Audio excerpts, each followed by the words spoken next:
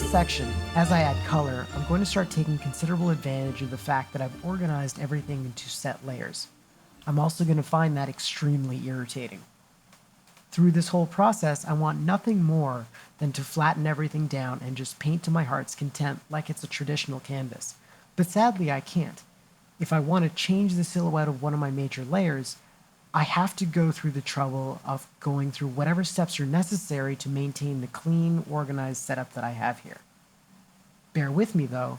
While it's irksome, it's important and really valuable.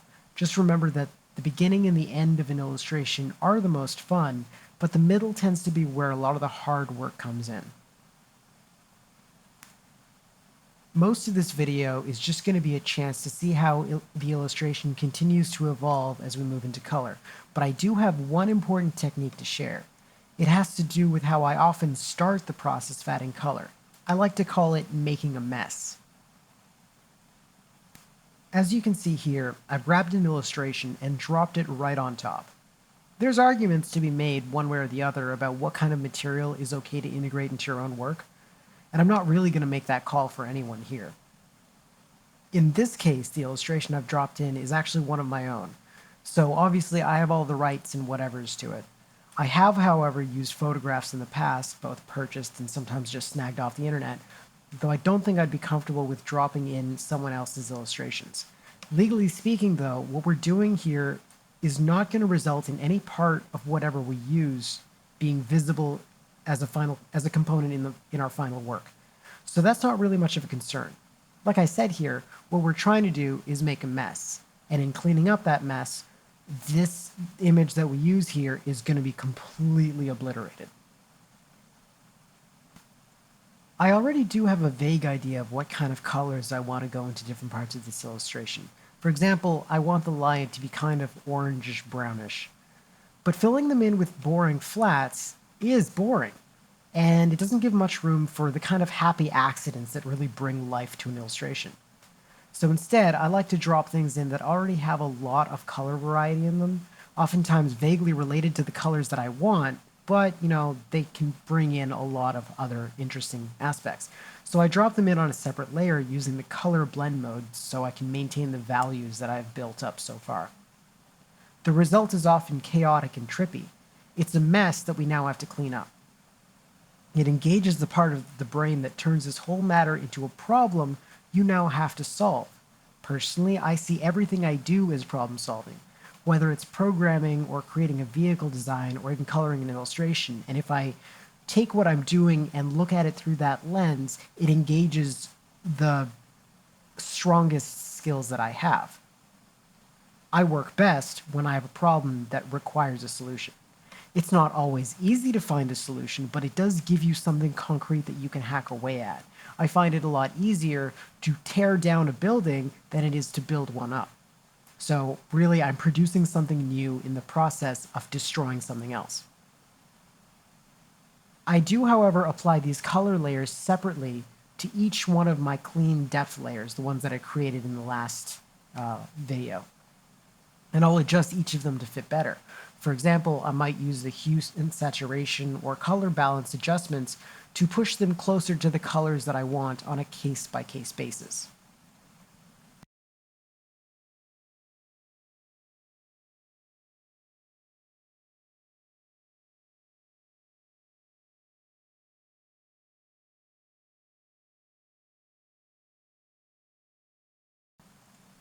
With all my messes made, I add another layer on top of each little stack to paint on top of it and start figuring things out.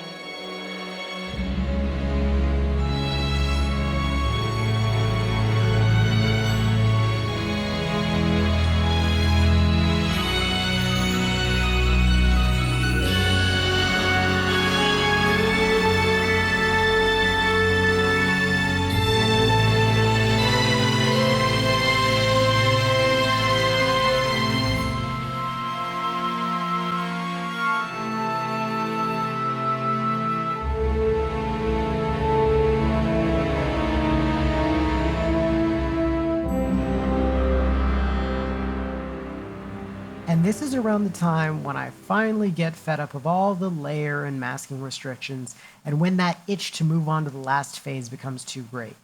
Basically, the more I can push this back, the better.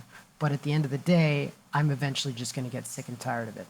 So, with all the structure and the color that I've built up right now, I'm going to throw that all aside, work in a new cluster of layers as though it's all just one flat illustration with no layer masks or any of that.